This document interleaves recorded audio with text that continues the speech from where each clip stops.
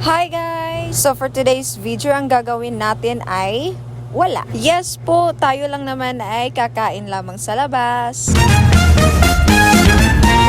At kasama ko nga pala yung GF ko. Yes po, opo, we are WLW couple.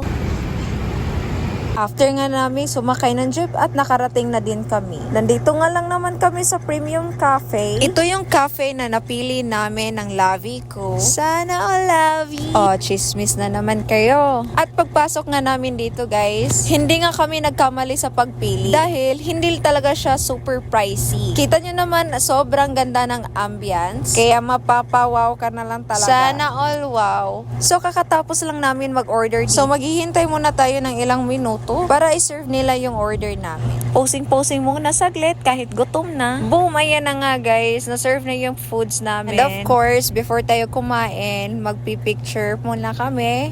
And posing saglit. Okay, tara!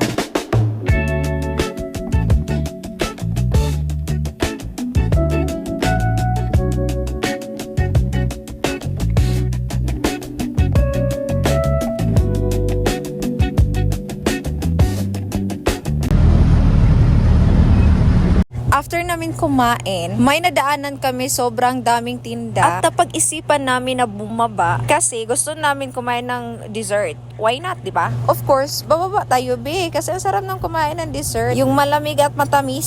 So, patingin-tingin naman kami dito at nakita namin ang daming desserts. Kaya nalilito kami kung ano ang bibilhin namin. Sa sobrang rami, wala kaming napili kahit isa doon.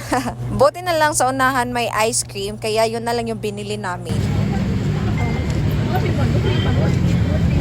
Napahinto kami dito sa Times Square at nag-standby lang muna while kain-kain ng ice cream. At naging isang photographer pa, of course, supportive GF yarn. At yun lang muna guys. See you to my next vlog. Babu!